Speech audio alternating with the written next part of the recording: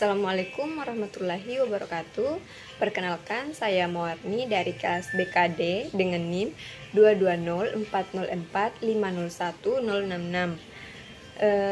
Dalam video ini saya akan menjelaskan tentang keterkaitan antara Quran Surah Yunus ayat 57 dengan bimbingan dan konseling. Video ini dibuat untuk memenuhi tugas ujian tengah semester mata kuliah BK Pendekatan Agama. A'udzubillahi minasyaitonirrajim. Bismillahirrahmanirrahim. Ya ayyuhan nasu qad ja'atkum mau'iratum mir rabbikum wa shifaa'un lima fis sudur wa hudaw wa rahmatul lil mu'minin. Artinya, wahai manusia, sungguh telah datang kepadamu pelajaran Al-Quran dari Tuhanmu, penyembuh bagi suatu penyakit di dalam dadamu, dan petunjuk serta rahmat bagi orang-orang yang mukmin.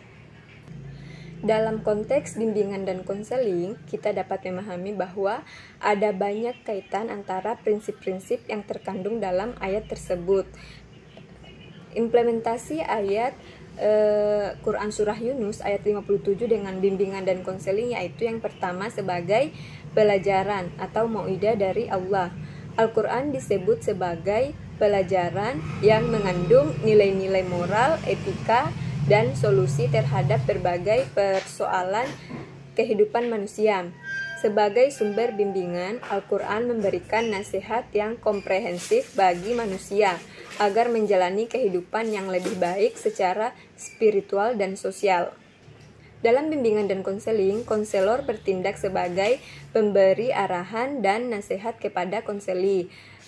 Mau'idah atau nasihat ini diharapkan membantu konseli memahami masalah mereka dan menemukan jalan keluar yang lebih baik. Tujuannya yaitu untuk meningkatkan kesadaran konseli tentang nilai-nilai positif dan memberikan bimbingan dalam menemukan solusi terhadap masalah hidup yang mereka alami, baik secara mental, emosional, maupun spiritual. Yang kedua yaitu sebagai penyembuh bagi penyakit dalam dada.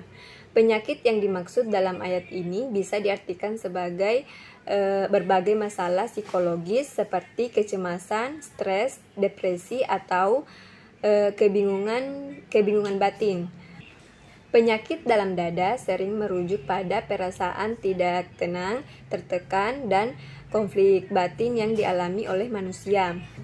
Dalam proses konseling, konselor bertindak sebagai pembimbing, membantu konseli untuk menemukan arah yang lebih baik dalam hidup mereka. Petunjuk ini dapat berupa situasi konkret untuk masalah tertentu atau panduan umum untuk pengembangan diri.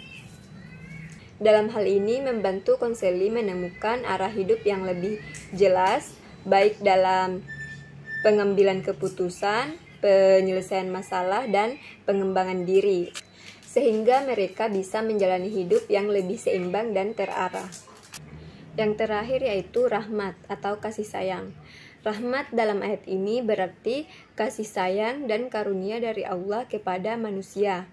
Ini menunjukkan bahwa proses bimbingan yang diberikan oleh Al-Quran bukan hanya berbicara aturan atau petunjuk teknis, tetapi juga dilandasi oleh belas kasih. Konselor juga harus memiliki sifat empati dan belas kasih saat memberikan bimbingan dan konseling, bukan hanya tentang memberikan solusi, tetapi juga menciptakan hubungan yang penuh pengertian dan kasih sayang agar konseli merasa didukung secara emosional.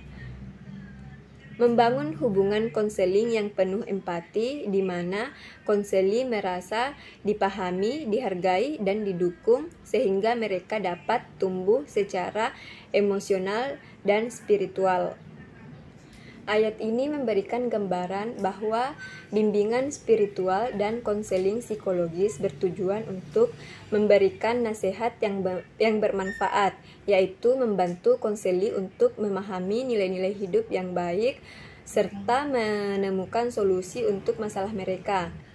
menyembuhkan luka emosional dan psikologis, yaitu membantu individu yang mengalami stres, kecemasan, atau masalah mental lainnya untuk menemukan ketenangan dan penyembuhan.